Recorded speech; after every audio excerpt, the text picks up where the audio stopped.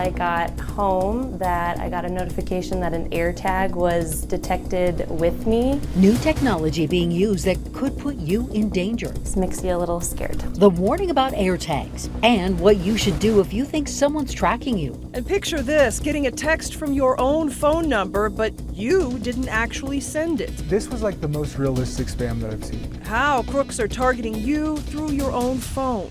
It's one of the biggest weeks on the football calendar, the NFL Draft. I'm Nick Rothschild. He's Peyton Manning. We're in Las Vegas, taking you 360 on what the Broncos could do when they're on the clock. From computers to smartphones to the vehicle you drive to work, technology is playing a growing role in our daily lives. And sadly, that is opening the door for criminals looking to prey on innocent victims. And tonight, we have two stories involving technology being used by criminals to put you in danger.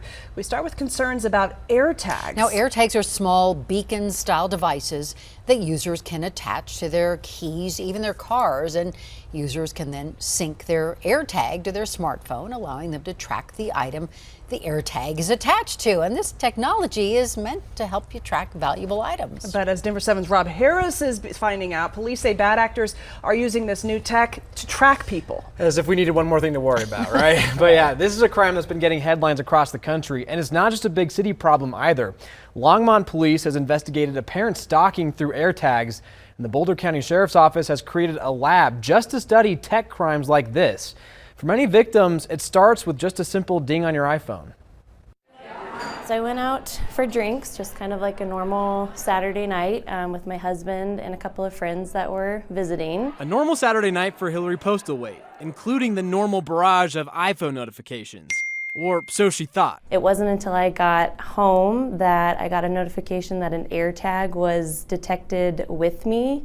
And so I told my friend, she said she'd seen on TikTok that people are doing this to track people's location. It's become a TikTok trending topic for a reason. Apple started selling AirTags a year ago to help users keep track of their belongings. But after many headlines of the devices being used to stalk victims and steal their cars and valuables, Apple updated iPhones to begin alerting owners when an AirTag looks like it's tagging along for too long. I feel like the more research I try to do of how to get this thing to stop tracking me, the more I got freaked out of just like it didn't seem like there were things that can be done easily. We're seeing more and more of these headlines about people being tracked with their AirTags. I wanted to see if we could replicate this scenario. So, turns out CB has an AirTag we can test it with.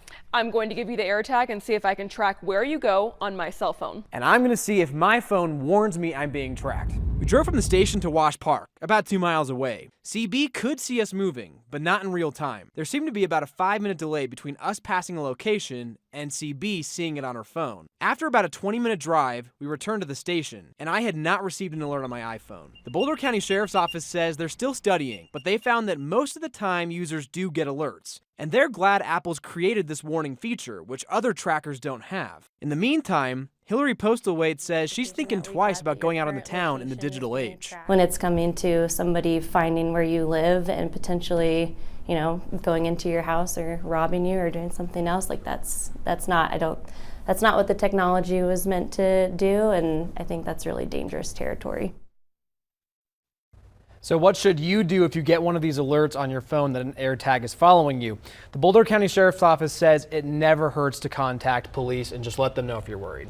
And you found that law enforcement really is taking this seriously and investing in this, right? So Boulder County Sheriff's Office, they have started this lab to study this issue. They're going to keep doing that. And I was also told that they have a canine now that's trained specifically to sniff out trackers like AirTags and help people find them, especially if they're hidden well in a car or a bag or something like that. Very interesting. Thank you, Rob. So interesting. From one concern to another, you get a text from a number that looks just like your own, but you didn't send it and you don't know who did. It's enough to confuse and shock all of us. And now tech experts tell Denver 7 CB Cotton it is a way to steal your identity. First time on my phone, yeah. When the text came in, they took him off guard. Missing you, Archer. Think you could squeeze little old Monica into your schedule later. Only problem, this man isn't Archer, and he doesn't know anyone named Monica, so he replied to the text. And I said wrong number. But the messages continued, and Tyler Grimes got worried. The text spam coming from a number only a few digits different than his own. It was coming from an 816 number. I have an 816 number. As it turns out, he's not the only one to receive this type of texting spam.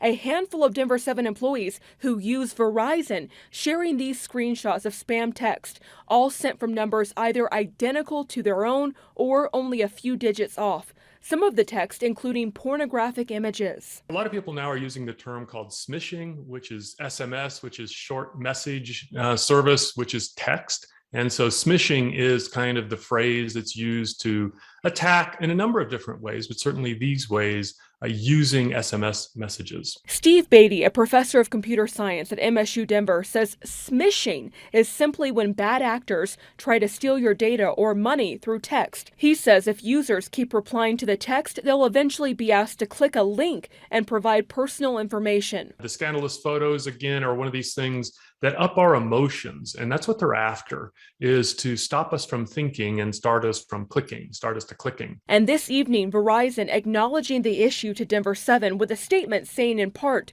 Verizon has blocked the source of the recent text messaging scheme, adding that there's no indication of Russian involvement or that any of our customers' phone numbers were compromised. But Beatty says if someone does fall for the text spam and gives up their personal information, having two-factor authentication can keep scammers out of your account. If you're tricked into giving up your credentials, if you're tricked into giving up your username and password, that's only half of what goes on when you have two factors. So it might be username, password, and fingerprint. You don't involve police. Tyler Grimes didn't fall for the sham text, and he's hoping others won't either, no matter how alarming they may be. This was like the most realistic spam that I've seen. CB Cotton, Denver 7.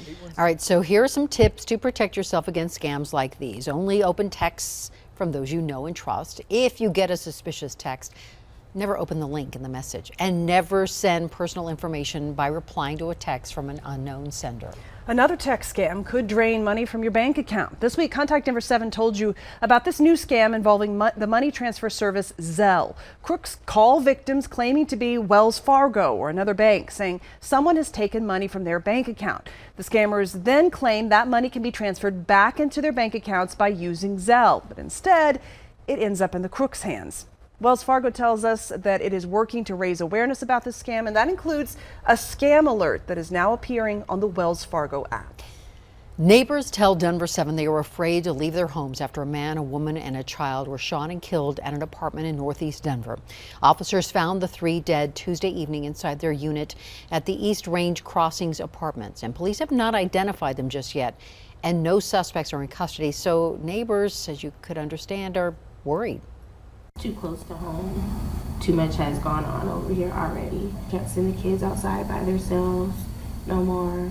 Got to make sure that you keep an eye on them at all times. And we asked management at the apartment complex if there are plans to increase security, and they would not comment, but said residents can reach out to their property manager about any safety concerns. Denver's a step closer to restricting concealed carry in city-owned and leased buildings along with Denver parks. Today, a city committee approved the measure, now sending it to the full city council. This is actually a policy previously in place, but it was repealed because of changes to state law. If passed into law now, police and licensed security guards would be exempt.